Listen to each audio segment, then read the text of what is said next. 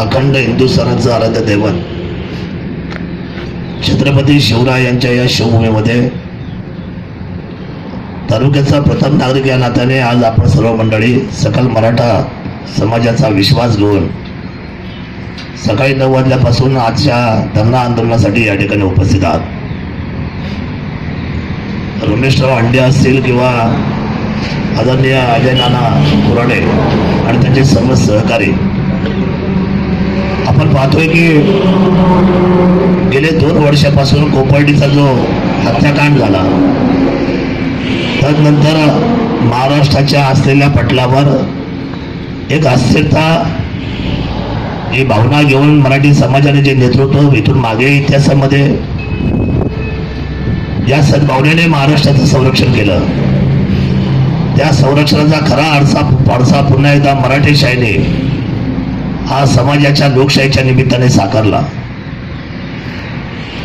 लाखोचे मोर्चे झाले आणि त्या लाखोच्या मोर्चेचं प्रतिबिंब अखंड हिंदुस्थानाने पाहिलेलं आहे. लोकशाही मार्गाने विधानसभेच्या तख्तावर या किल्ले शिवनेरीचा शिलेदार म्हणून काम करत असताना आरक्षणाच्या मुद्द्यावर आम्ही सगळीच मंडळी निश्चितपणे शासनाच्या दरबारामध्ये आरक्षणाची भावना आणि आरक्षणाच्या बाबतीमध्ये भूमिका घेऊन त्या ठिकाणी आपल्या सर्वांच्या भावनेचा विचार करून काम करतोय.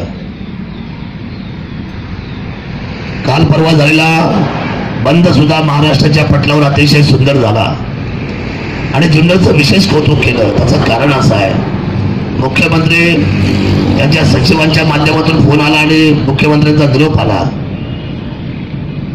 की ज्या छत्रपती शिवरायांच्या शिवभूमीमधून एक चांगल्या पद्धतीचा असलेला आंदोलनाचा चेहरा घेऊन आपण सर्व मंडळी तालुक्यातली काम करतायत, त्यांना विश्वास द्या की तातडीने लवकरच एक यासाठी अधिवेशन बोलवलं जाणार आहे.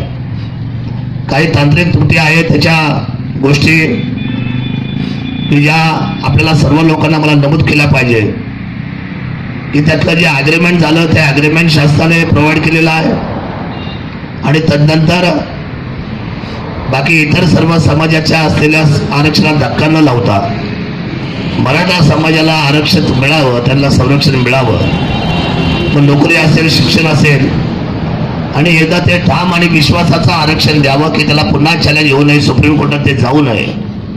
आणि म्हणून ही भावना घेऊन खरं तर राज्य सरकार त्या ठिकाणी सर्वपक्षीय बैठक एक झालेली आहे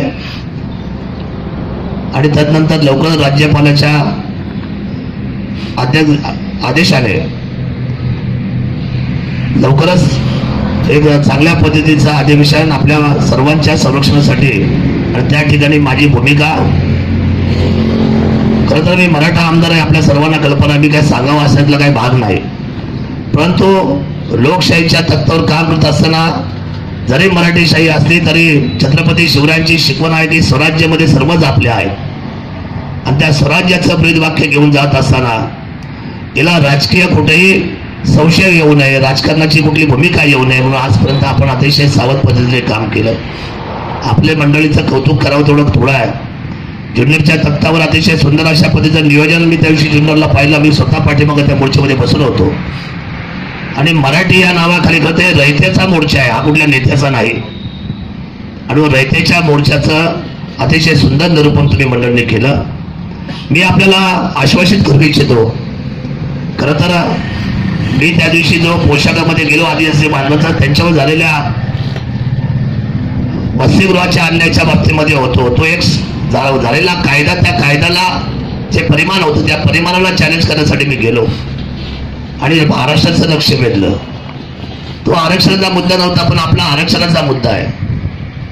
परंतु आरक्षणाच्या मुद्द्यावर सुद्धा आपली जी भावना आहे आणि मी आपल्याला कल्पना आहे, आपल्याला मी सांगू इच्छितो, नवे तर आपल्याला मी आश्वासित करू इच्छितो की मागच्या 70-75 वर्षाच्या लोकशाहीमध्ये किल्ले शिवनेरीच्या नावाने शपथ विधिमंडळातला घेणारा मी पहिला आमदार ठरलेलो आहे, याची मला जाण आहे. आणि म्हणून किल्ले शिवनेरी हे माझ्या प्रत्येक शब्दात, माझ्या व्यवस्थेमध्ये, माझ्या रक्तात, माझ्या कामात ही किल्ले शिवनेरी दुमदुमते आहे. जसा वारकऱ्याच्या प्रत्येक असलेल्या भूमीमध्ये पंढरी दुमदुमते, तशी माझी काम करत असताना छत्रपती शिवरायांशिवाय सुरुवात कधीच झाली नाही.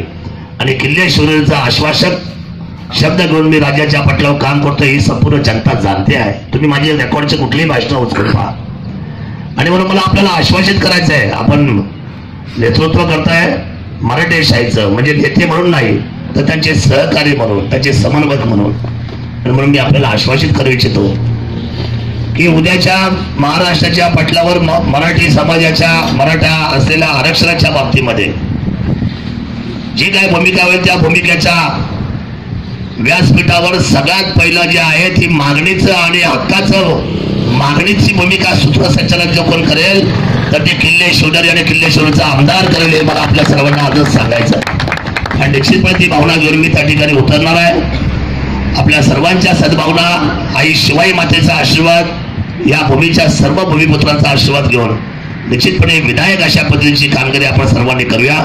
सकाळी 9 वाजल्यापासून आलात तर आपण स्वाभिमानाने स्वतःचा मंडप स्वतः बांधला. इथं आल्यानंतर कुणाचा अर्धा कप चहा सुद्धा घेतला नाही. मी तुम्हाला निरोप पाठवला होता माझ्या काही सहकार्याकडून की मी काय आपल्याला मदत करू का, पण तुमची सद्भावना खूप चांगली, मला त्याचा सार्थ अभिमान वाटला की नाही हे आंदोलन आहे, आम्ही आज या ठिकाणी धरणा धरायला आलोय आणि जे काय करायचं ते आम्ही आमच्या ताकदीने करू, आमच्या मराठी शाहीने करू.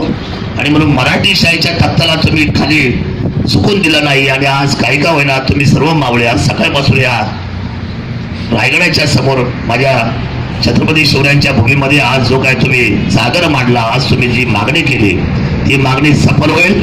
आणि त्याच्यासाठी आम्ही सगळी असलेली मंडळी विधिमंडळामध्ये आवाज करू, आवाज नाही तर घंटा नाद करू आणि या महाराष्ट्राच्या जनतेला आश्वासित करू. हा शब्द या ठिकाणी तेथून थांबतो. जय हिंद, जय महाराष्ट्र, धन्यवाद. जय